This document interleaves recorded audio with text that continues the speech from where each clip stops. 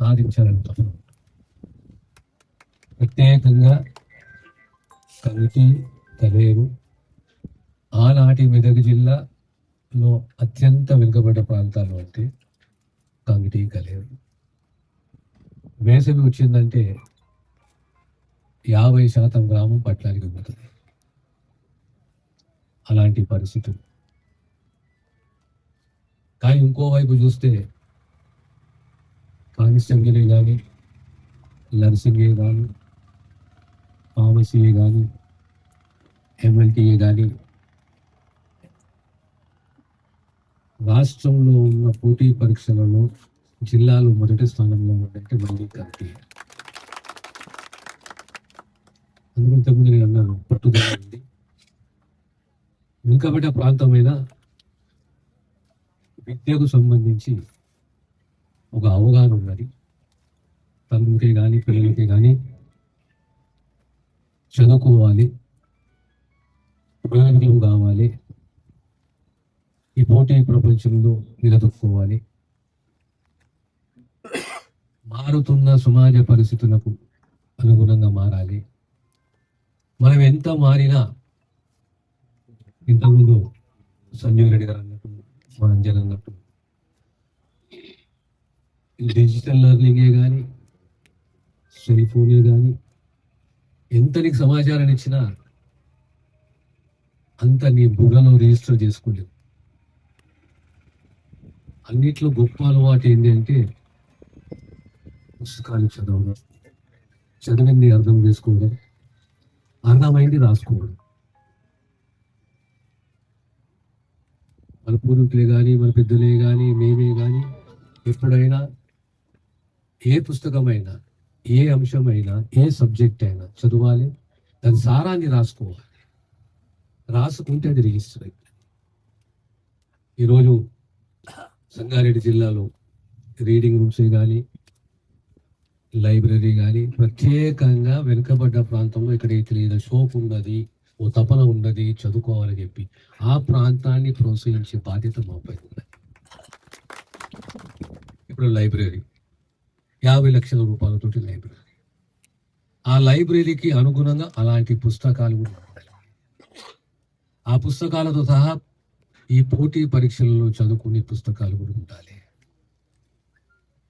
కలేరు, కంకి విద్యాపరంగా, వైద్య రంగంలో వారికి సేవలు అందియాలి. ప్రతిసారి నాతోటి ఎమ్మెల్యే గారు అంటారు, మాకు సిఎస్సి కావాలి సార్ ఈ ప్రాంతంలో.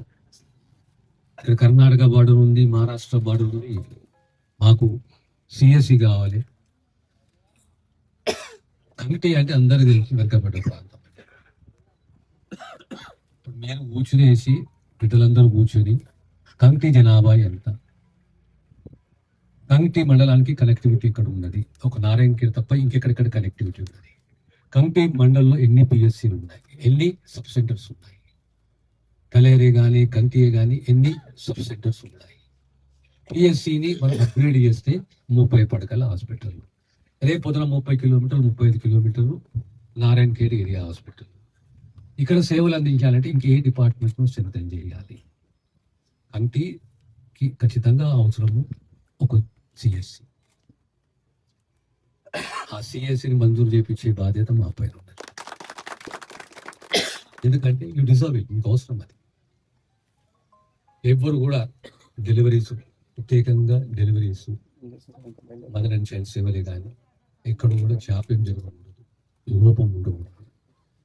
కనుక ప్రత్యేకంగా మా దృష్టి ఇంతకుముందు నేను చెప్పాను, ఎప్పుడైనా కానీ యావత్ మెదక్ జిల్లాలో అత్యంత వెనుకబడ్డ ప్రాంతం ఇది అంటే కంకి, కలేరే.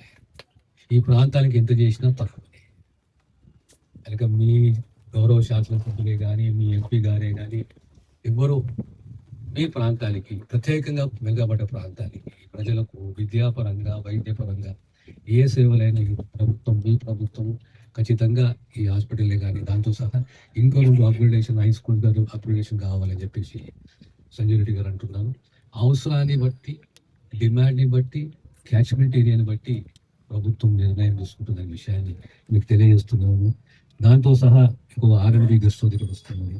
ఎందుకంటే ఈ ప్రాంతంలో వచ్చి రాత్రి అయితే ఆఫీసర్స్ ఉండాలంటే ఎక్కడ ఉన్నారన్న వాళ్ళకు ఆ సౌకర్యాలు లేవు కనుక ఇక్కడ 2 bedroom two suits 3 suit R&B guest ఉంటే ఈ కమిటీ కల్లేరు అడ్మినిస్ట్రేషన్ కూడా ఇంకా సాఫీగా ముందుకు సాగుతుందనే విశ్వాసం మాకుంది. అదే రకంగా లైబ్రరీ సెంటర్తో సహా రీడింగ్ రూమ్స్ మళ్ళీ నేను యువకులతో అనుకున్నాను, మీరు 24 గంటలలో 12 గంటలు 13 గంటలు 14 గంటలు అందులో ఎంత సమయం మీరు సెల్ ఫోన్కు ఇస్తారో అందులో 1 గంట 2 గంట న్యూస్ పేపర్లు, ఖచ్చితంగా న్యూస్ పేపర్లు రీడింగ్ చదువుకునే హ్యాబిట్. మన పెద్దలు అందరూ అడగండి, సాయంత్రమే కానీ పొద్దున న్యూస్ పేపర్ చదవడం, మధ్యాహ్నం పూట ఫ్రీ ఉన్నప్పుడు ఒక పుస్తకం చదవడం, రాత్రి పడుకునేటప్పుడు ఖచ్చితంగా ఒక అర్ధ గంటలో 45 నిమిషాలు ఒక 10, 20, 30 పేజీలు చదివేవారు. ఆ అలవాటు అనేది చాలా ముఖ్యము. ఆ అలవాటు మనం చేసుకోవాలి. ఈ ప్రాంతానికి హాస్పిటల్ కానీ అప్గ్రేడేషన్, స్కూల్ అప్గ్రేడేషన్ కానీ CSC కానీ ఇతర సౌకర్యాలు ఈ ప్రభుత్వము ఖచ్చితంగా ఈ సౌకర్యం కల్పిస్తాము. గతంలో ఇంకో మాట చెప్పాను, నారాయణఖేడ్కు సంగారెడ్డికి సుమారు 100 కిలోమీటర్లు. ఈరోజు నారాయణఖేడ్లో 100 ఏరియా హాస్పిటల్ 150 పడకలు ఉంది. దాన్ని ఇంకా స్ట్రెంత్ పెంచాలి, MCH యాక్టివిటీ పెంచాలి.